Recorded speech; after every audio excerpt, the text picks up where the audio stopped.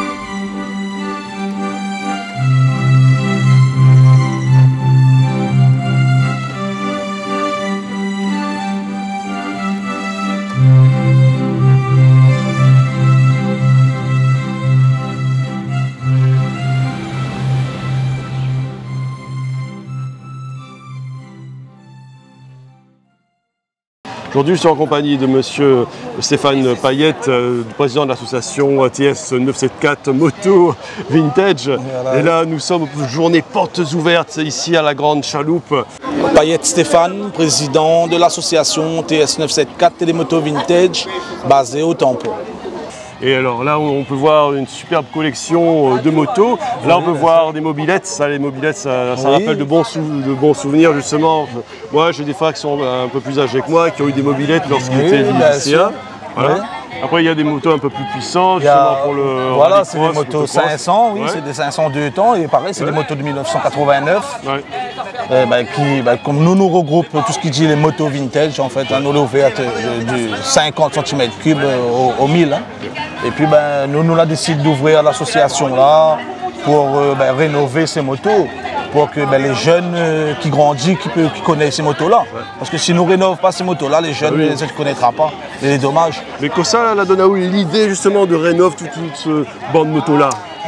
Avant qu'on était petit, là, mon grand frère, il y avait cette moto. Et en fait, il était ramené à moi à l'école avec ça. Ouais. Et quand il n'était pas là, lui, il était au travail. Ouais. Moi, il fait pète la moto, mais ça bat de carré avec. Ah oui. Voilà, c'est ça là dans mon logo en fait. La première moto qu'on a eue, c'était la première moto qu'on a dessus, c'était une Peugeot 102. Et après, il y avait la Rapido aussi. Mes deux frangins avaient des mobylettes là, sûrement des 103, oui, des 103 bleus. Rappelle-moi des souvenirs. C'est ça, voilà. C'est pour aller à Lecomte à l'époque. Voilà, nous justement, c'est pour ça que nous voulons rénover les motos là, pour rattraper un peu ces souvenirs. Là, nous va dire avoir un peu remonter un peu le temps dans le futur. Ouais. Parce que c'est des motos qui ne trouvent plus en magasin. Et voilà, comme il dit. Et puis, là, ça, c'est des motos, même la 103, ça, c'est des motos qui te rendent vraiment les créoles, c'est à à l'époque. Les créoles, ils se travaillent avec ça au champ. Ouais. C'était le moyen de transport. Vous avez besoin d'aller au magasin ou quoi que ce soit, faire les courses. Mais c'était ça vraiment le moyen de transport ici à La Réunion. Donc c'est pour ça, nous ne voulons pas que cette tradition-là, ils perdent à La Réunion. C'est pour ça que nous espérons que va durer encore 50 ans, voire 100 ans. Quoi. Là, nous sommes devant un spécimen vintage de 103, justement de mobilette, la fameuse mobilette. Oui, bien sûr, la fameuse Peugeot 103. Peugeot 103, qui avait nos frangins pour aller au lycée, pour aller le comte de Lille et tout ça. Bien sûr. Surtout avant, à l'époque, on avait ça. On arrive devant le lycée avec un moto comme ça. Avant, c'était le roi. Ah oui, hein. Ça râlait un style, quoi. Bien sûr. On avait une petite copine mettre derrière, et c'est parti, quoi. C'est vraiment que des bons souvenirs sur cette moto-là, 1980. Ouais. Et puis c'est des motos solides aussi, hein. C'est que de la ferraille, et puis comme maintenant. Maintenant c'est vraiment les plastiques. Là c'est vraiment la vraie mécanique. Ouais. Voilà. Ouais, à l'époque, les jeunes étaient en l'air d'avoir un appartement. Ah oui, c'est vraiment, bien sûr, c'était 4 jambes, oui, c'est sûr. Ouais. Et en fait, la production a arrêté vers quelle année en fait? La production l'a arrêté vers 1995 comme ça. Ouais. Vraiment, on a arrêté de faire. Et après justement, par rapport aux scooters à l'arrivée, ben, les gens étaient prêts plus à aller sur la nouvelle technologie. Ouais. Donc là, abandonné ça. Et après, comme ben, la plus de vente, donc on a arrêté carrément la production. Même les pièces aussi, on a arrêté la production. Oui, en fait, mais ces vieilles motos-là, ça durait plus longtemps dans le temps, justement. Ben, justement, ben oui, déjà regardez, 1980, nous sommes en 2024, ben, la moto, il pète, il roule toujours. Hein. Nous, on fait des toits de l'île une fois par mois. Ben, franchement, comme dit Jao, c'est vraiment la vraie mécanique. Ouais. Maintenant, on a un problème avec le scooter, ben, on dépose à la maison pour réparer. Et nous, non, ben, le camarade, tu viens. Sur un pied manque et puis tu répares. Puis c'est un peu de consommation. Maintenant, les produits ne durent pas longtemps dans le temps. Oui, maintenant, on dure 2-3 ans, grand maximum 10 ans. Et voilà, après, il faut changer les affaires ou de X années. Tandis que là, c'est une affaire qui est vraiment fiable. Fiable, vraiment, voilà, c'est ça. Ouais. C'est vraiment de la bonne mécanique, hein, comme tu dirais. Et pourquoi pas faire une petite démonstration pour entendre le son du moteur? Oui, bien sûr, sur le Human Pro.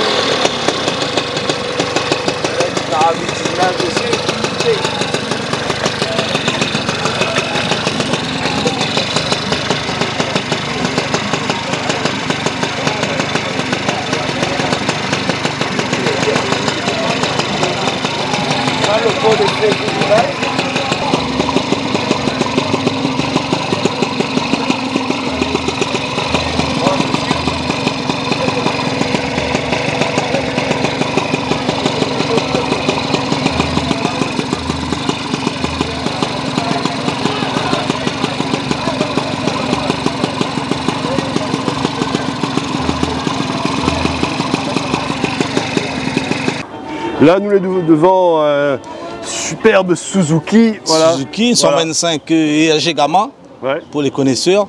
Ça aussi, c'est une moto assez mythique à La Réunion. Hein. Avant que passer, bon, je pense qu'on a beaucoup de gens qui connaissent. Avant, tu fait la pousse boulevard Lancastel à Saint-Denis. Ben, ça, c'était des motos, ben, les gens qui te poussent dessus. Voilà, il est aussi pareil, hein, c'est une moto quand même assez âgée. Hein. Pareil, c'est vraiment une moto mythique à La Réunion, surtout au niveau de la pousse. C'est une moto qui marche vraiment bien. Pour une 125, c'est vraiment une bonne moto aussi. Pareil, la vraie mécanique comme avant, avec un peu plus de carénage, mais c'est une super moto aussi. Je pense que les connaisseurs vont reconnaître la moto. Je pense à moi, à Tom Cruise en Mission Impossible 2. Là. Oui, voilà, c'est un peu vraiment le même style de moto, un peu la même époque si m'y pense. Hein. Voilà. Je suis avec Marie Chocolat et Dominique pour cette journée portes ouvertes de l'association Titrin. Et nous avons derrière nous là les costumes de la troupe de Volard, du théâtre Volard, qui a fait plusieurs représentations dans les années 90.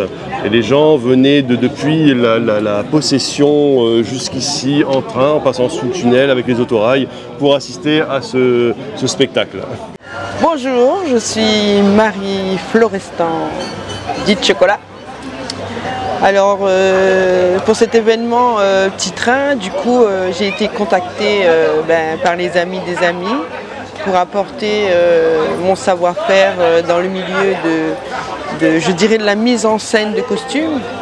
Et cette histoire aujourd'hui, c'est vraiment lié à l'histoire de la troupe Volard qui, à l'époque, a créé cette pièce que beaucoup de Réunionnais ont découvert. Et du coup, aujourd'hui, en exposant la tenue de ce spectacle de cette époque, et c'est vraiment la mémoire. C'est une mémoire à travers le costume. Et les gens viennent retrouver ces sensations, ces émotions de l'époque à travers ces costumes. Voilà, mon travail était de faire l'installation avec Dominique l'équipe de Petit Train. Bonjour, moi c'est Dominique Payette, adhérente de l'association Petit Train. J'ai effectivement mis en œuvre avec le partenariat de Marie Chocolat Florestan sur la mise en scène de ces costumes qui nous ont été prêtés par la mairie de Saint-Denis. Alors là, nous avons les magnifiques costumes de la troupe du théâtre Volard. Et Marie Chocolat, que cela vous évoque-t-il en fait? En fait, c'est pas vraiment ma démarche, la démarche de l'association Petit Train, qui voulait mettre en scène, marquer le coup par rapport à la pièce de Volard. Puisqu'à l'époque ça racontait l'histoire de train déjà. Et du coup les costumes étaient un moyen simple de refaire revivre cette époque-là. En fait. De rendre hommage par la présence de ces costumes qui ont une symbolique forte parce qu'ils ont permis aussi en créant cette pièce de théâtre Le Père Venche, ils ont permis de faire connaître l'histoire du chemin de fer et du syndicalisme à travers le chemin de fer avec ce personnage de Le Père Venche. Et puis surtout, moi ce que j'ai entendu, c'est les jeunes qui ont vécu dans le coin, les enfants, quand ils ont vécu l'histoire du théâtre, et ça leur a ramené aussi dans l'histoire réelle des anciens. Tout à fait. Que les anciens racontaient, du coup ça a fait connexion avec plusieurs générations entre le début du Petit Train à aujourd'hui en fait. Du coup toujours les costumes ramènent en mémoire l'histoire en fait. Là on peut dire que c'est une robe d'époque qui fait penser un peu dans le style des robes de communion. Avec la dentelle. Avec les 3 volants. Très classique. En gros coton en plus, tu vois. En fait le tissu est très doux, c'est ça qui est bien. Et je disais que elle paraît pas comme ça, mais elle est très lourde à porter. C'est très épais. Alors l'association Petit Train est heureux de vous présenter le président du CAPOS. Je le laisse se présenter. Qu'est-ce que le CAPOS? Le CAPOS, c'est un club de trailer et d'athlétisme basé à La Possession. Et on était content de s'associer avec l'association Petit Train pour monter une rando par le chemin des Anglais. C'est plus ou moins notre spécialité. Pour nous, c'est comme une journée de récupération. Donc ça nous a permis de voir un peu l'ambiance de la Grande Chaloupe. Ça change un peu de l'entraînement pur et dur, quoi. Donc ça fait un petit break dans l'entraînement. Et en plus, on était content de mettre en place la rando pour le Petit Train. J'espère que l'année prochaine, ça va prendre de l'ampleur si jamais ça s'est reconduit. Ça sera avec plaisir. Vraiment, on est vraiment content de ce partenariat avec le CAPOS. Et comme vous avez pu le voir tout à l'heure, les marcheurs qui ont été encadrés par ce club de la Possession étaient ravis de cette découverte. Voilà, donc là, aujourd'hui, on a pu rassembler 20 capotiens pour encadrer ça. L'année prochaine, s'il faut mettre 50, on peut être à 50 aussi, il n'y a pas de souci. Ce sera un plaisir et de faire découvrir ce chemin des Anglais que les gens connaissent effectivement de nom, mais au final ne le parcourent pas nécessairement. Voilà. Donc on se donne rendez-vous l'année prochaine.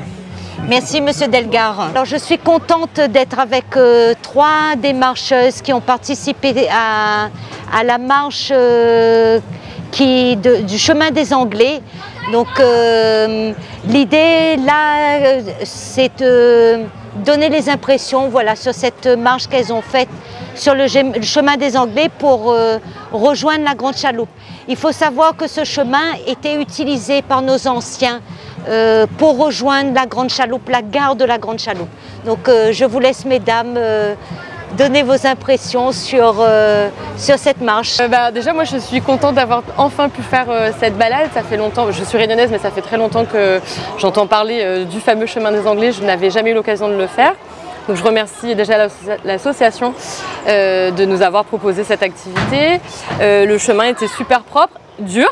Je comprends ceux qui font le grand raid quand ils nous disent que ça casse les pattes, parce que honnêtement, les pavés, etc., c'est pas évident, mais hyper agréable. On était bien encadrés. C'est la bonne période, je pense, pour le faire en termes de température, parce qu'on n'a pas eu trop chaud. C'était agréable, il y avait un petit peu de vent de temps en temps. Et puis voilà, l'accueil est superbe, donc merci encore. Moi, c'est Priscille et je viens de Saint-Paul. Mais quand j'ai entendu parler du rando, ben, j'étais intéressée. C'est une grande découverte pour moi.